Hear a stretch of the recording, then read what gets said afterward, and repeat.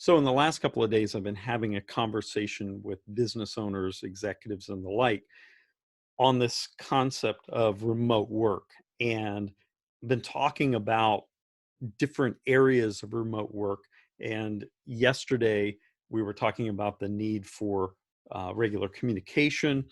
And I'd encourage you to go check that video out. It's up on LinkedIn and YouTube and several other different outlets. But today I want to talk to you about what I think is probably one of the most important aspects of successful remote work. And that is as a leader, and I'm specifically talking to business owners and leaders who have employees, and that is the need for you to empower your employees. Now, what empowerment of employees means a lot of things to a lot of different people. And I can write books in infinitum on this idea of empowerment, but basically, if I were to give you a simple definition of empowerment, it is that you give your followers the authority to do a certain job, make certain decisions. Maybe there's parameters for those decisions, and then you get out of their way to let them do their job. Now, when you empower employees, I want to be very clear, because I think there's a mythology out there in this empowering remote workers, and that is that you think somehow you're abdicating your role as the leader. And that is as far from the truth as can be. And if you'll allow me to just share this concept with you, if you're going to empower your employees and you get out of their way to let them do their job, your role is to be the catalyst in the organization. The catalyst means that you're making sure that you're headed in a certain direction, that the vision and mission and goals and objectives and so forth are set, and that you are influencing individuals toward that common goal. That's actually your role as a leader. And if you define leadership, that's what the definition of leadership is the influence over others toward a common goal. Now, when I say that this does not abdicate your role as the leader, you still have a say in what's going on. Of course you do. You don't give that up when you empower your employees.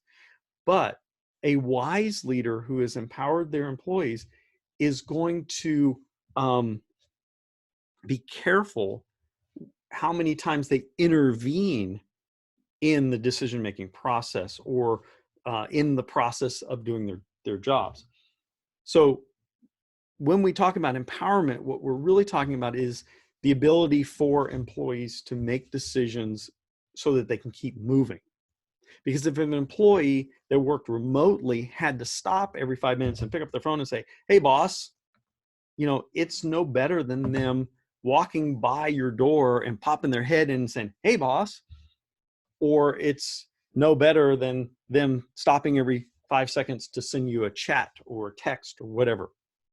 The idea is that it's impossible for you as a leader, and the bigger the organization, the more impossible it becomes for you to be everywhere all the time.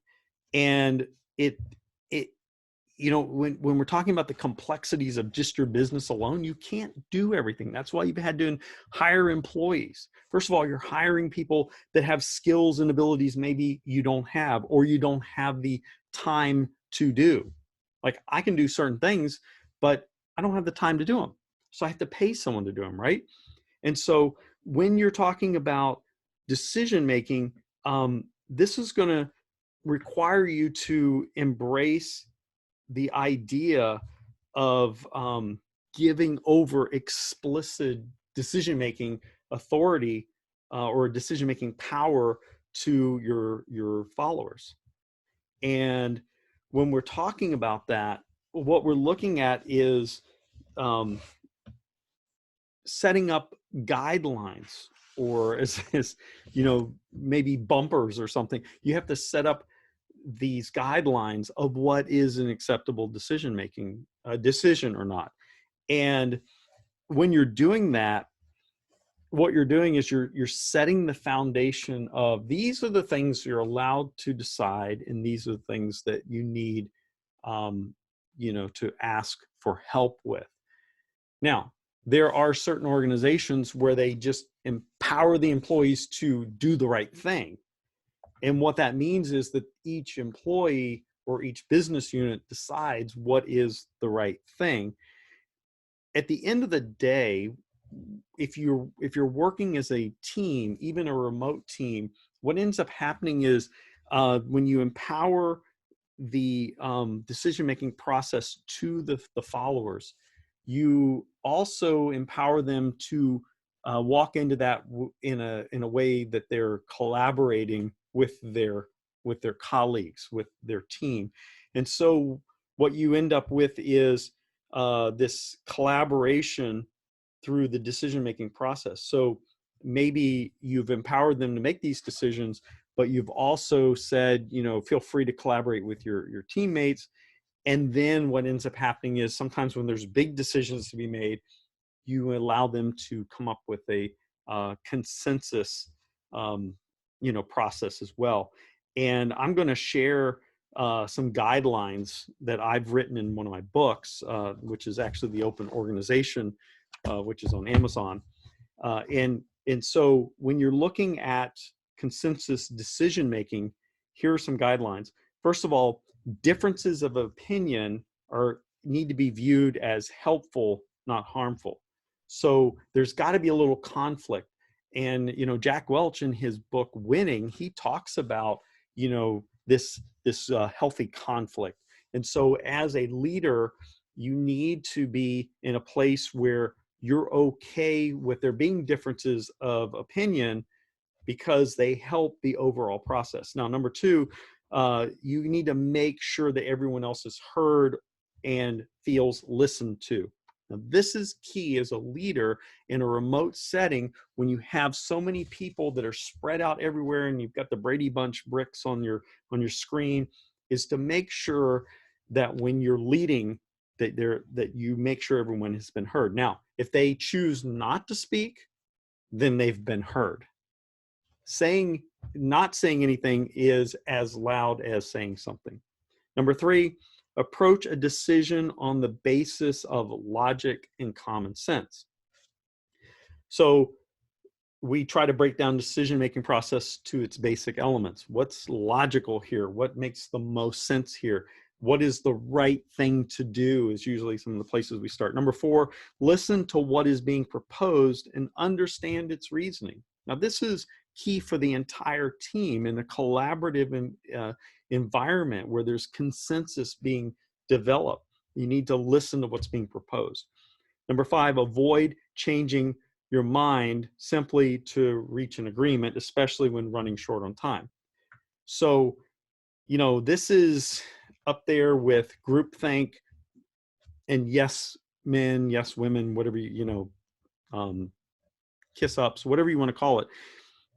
You don't want to encourage someone to change their mind just to move on, because that isn't really consensus. Number six, avoid pushing for an agreement by calling for a majority vote. This is not adhocracy. That's actually democracy at that point. And it's a democracy ruled by, I say we have a vote on it now, and the majority that votes for something, that's what we're going to go with. And number seven, don't assume that someone must win and someone must lose. This is really a key. There are no winners and losers when it comes to people with ideas and decisions. The winner and loser is the business. The winner and loser is tied to the employee and to the client. The winner and loser is tied to the market. It's not tied to, I didn't get my idea picked, so I'm a loser. That's not how empowering collaboration and consensus works. So really, decision making is, in this context, when you're dealing with a remote environment, is really about coming together to collaborate and solve problems. And then in that, it's also allowing individual employees to solve problems where necessary. Now, this is going to really help you as you're moving along, is to try to figure out the best way to empower your employees. That may mean that you have to come up with a list of things that are acceptable for them to make decisions on. Maybe you already have like a standard operating procedure, SOP, on how to make decisions for certain things. If you do, that's great. But if you don't, then you're going to have to develop those. Now, the best way to develop these essential to do or acceptable things to make decisions on is to allow the team to come up with what is acceptable and isn't, and then you get to also play a part in that, in talking about what's important to you as the leader, as the owner, as the founder, as the person has to report to the board or the stockholders. And then you allow a consensus to rule on the comfort of a decision or not. Now, as you navigate through this is complex in empowering employees. This isn't something that you enter into haphazardly or just off the cuff. It has to be well thought through.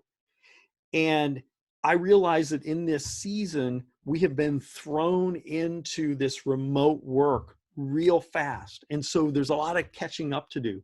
But I'm going to tell you that if you've been in the process of how you allow employees to make a decision, or you have standard operating procedures or flow charts or decision trees or whatever it is that you have in play, it's key that you find a way to remind everyone that those mechanisms, those processes that you have in place are still in play remotely, and they become ever more essential to your team as you walk through this. Now, I realize this is complex, and I've just kind of covered a microscopic piece of this whole idea of remote.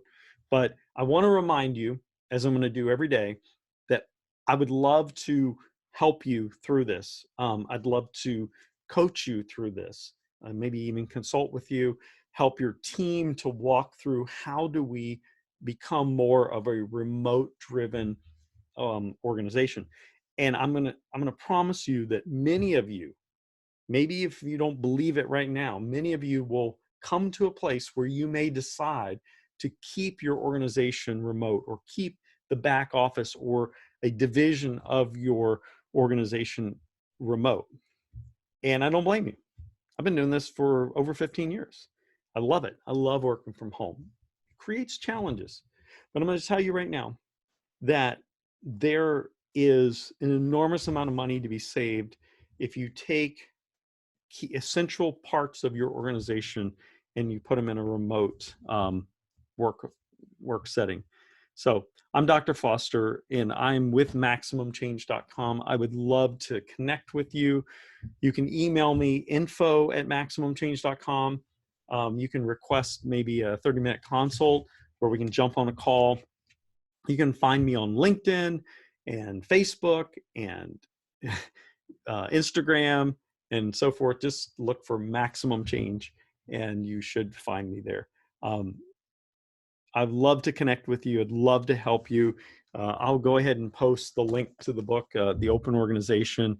It's a new era of leadership and organizational development, second edition, and it is available on Amazon. If you would like to connect with that first. But I'm here to help. I want to help you. I want to see you succeed. And I hope you have a great day. I hope that you are staying focused on the things that are important. And I want to encourage you that this remote work idea does not have to be difficult. It's going to be challenging, but it doesn't need to seem impossible. Hope you have a great day, and Hopefully, I'll hear from you soon. Bye bye.